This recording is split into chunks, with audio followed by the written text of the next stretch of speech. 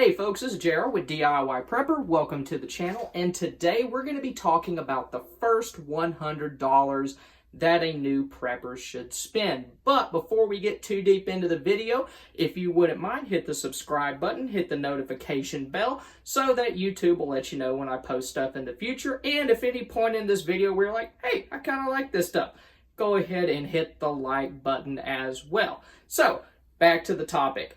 If you're a new prepper, it can be kind of a little bit intimidating hearing people talk about building these rainwater catchment systems, having a year's supply of food. And I think a lot of people, when they hear about stuff like that, they're just like, I can't do this. And so they stop. But guys, everybody has to start somewhere, okay? So if that's you, maybe something happened recently, you're like, good grief, I got to get more prepared. Well, this video will help you do that. It'll take you from not being even prepared for a simple power outage to being able to survive in your home without any help for 3 days. And it'll also help you get closer towards having a nice solid EDC. It'll kind of give you the foundation for having a functional and effective everyday carry that most people would benefit from. So, hope you guys enjoy it. So the first thing that a new prepper should make sure that they have is enough food and water to last 3 days. A lot of the situations that you're going to deal with that require you to hunker down are probably going to be resolved in around 3 days or less. We're not trying to survive for the end of the world as we know it or anything like that with this. We're just trying to be able to go to the store today and be a little bit more prepared than what we were before. But remember, this is only a start. You should always continue to build up your food and water stores far beyond what is mentioned here.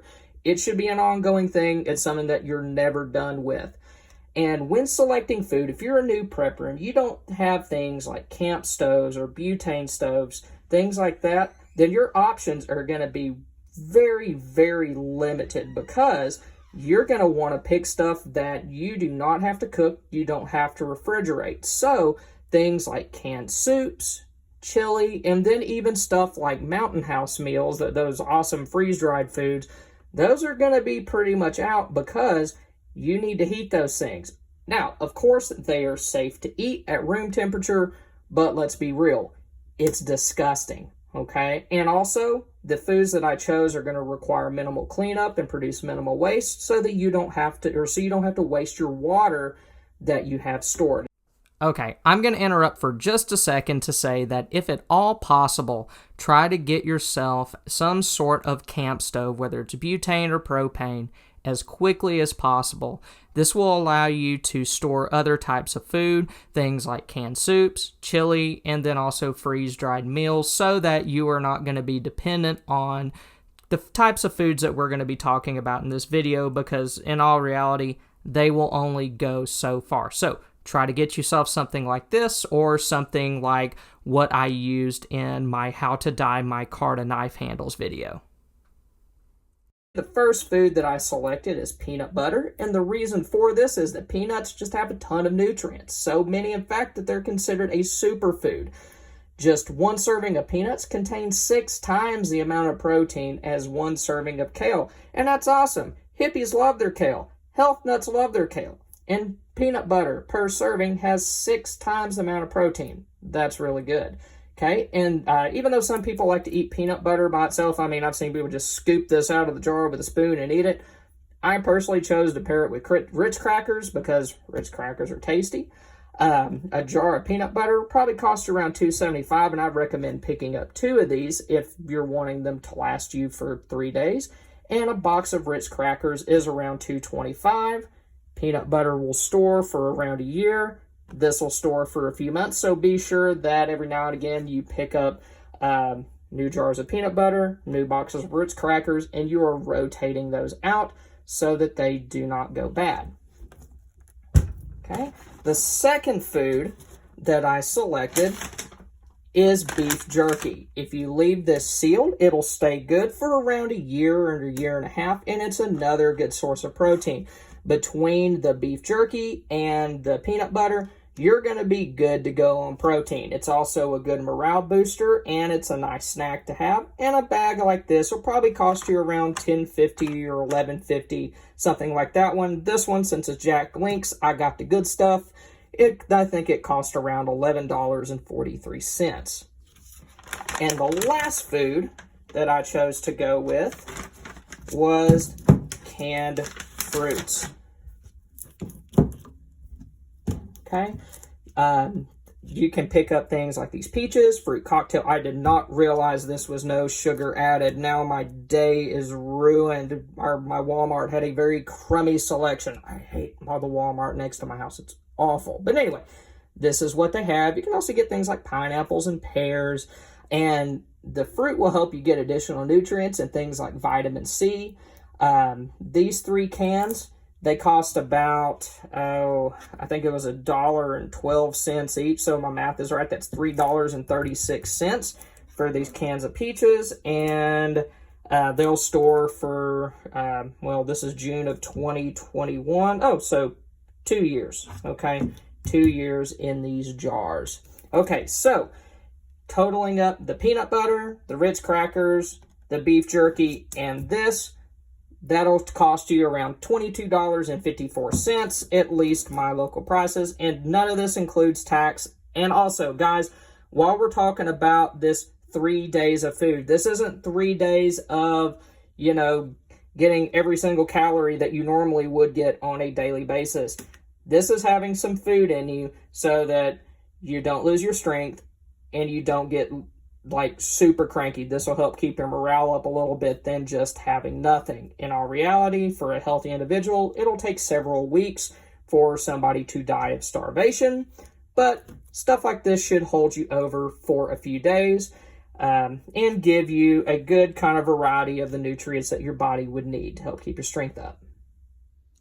Okay, now when it comes to water, the first things that a new prepper should buy are going to be a 40-pack of just regular water bottles. That's probably going to run somewhere in the neighborhood of around $4.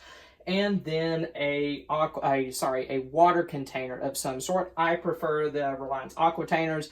They're usually about $15 or so. They hold 7 gallons, and I've had pretty good luck with mine so far. So these water bottles, these are going to be your primary source of drinking water, and also they can be used for things like brushing your teeth.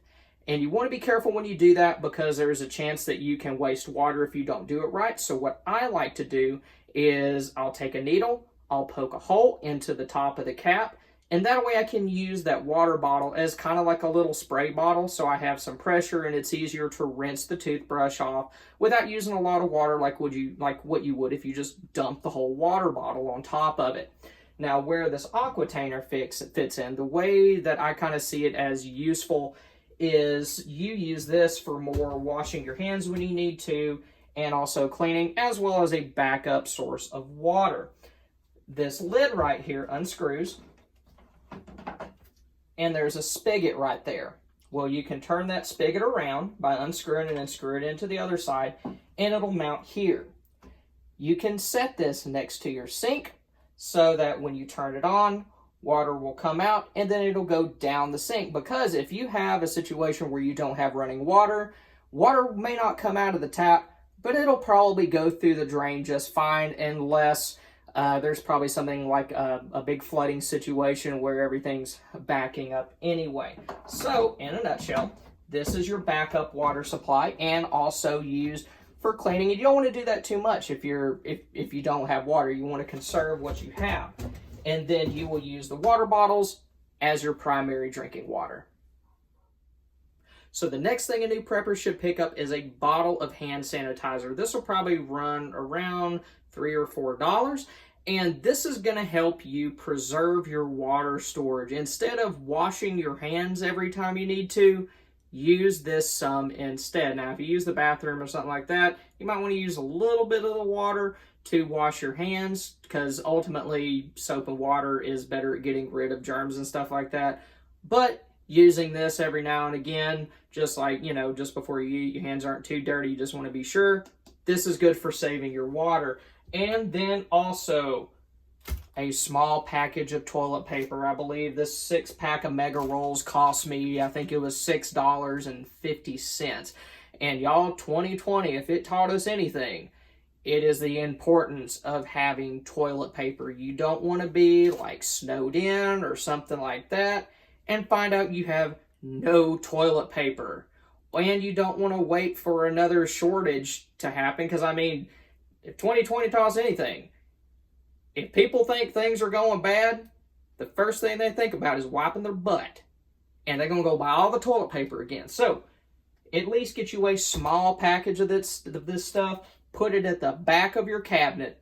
Forget it's there until you need it. Okay? Do not use this. Put it under some stuff. That way you're not tempted to use it, so that you will stay clean and healthy should an emergency happen.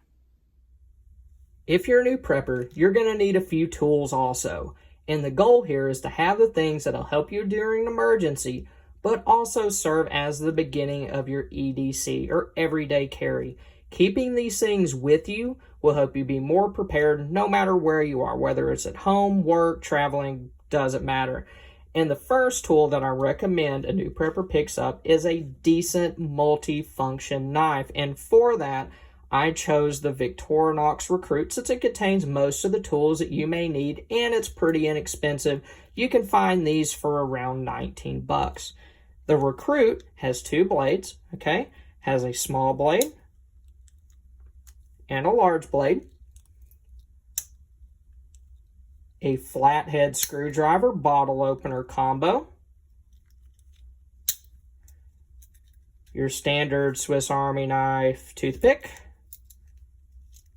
And tweezers, you know, so that if there's a power outage and your unibrow's cropping up, then you can take care of that bad boy. And then also, this is the kicker, a can opener that you can use to get into cans of food if you don't have a manual can opener. A lot of cans nowadays come with pop tops, but you don't want to be in a situation where your can of peaches that you picked up doesn't have a pop top, you have no manual can opener, and then you have to do something dangerous like open it with a knife, which I do not recommend doing. That's awful. Watch American Blackout, how the yuppie stabbed himself in the hand with the big kitchen knife trying to get into the can of peaches. Just pick up one of these. They're very cheap. These can openers, once you get the hang of them, they are amazing. They're super easy to use. I'm going to put a card up there so that you can watch my video over how to use one of these Swiss Army knife can openers. I love them. I actually use this more than I do any other type of can opener.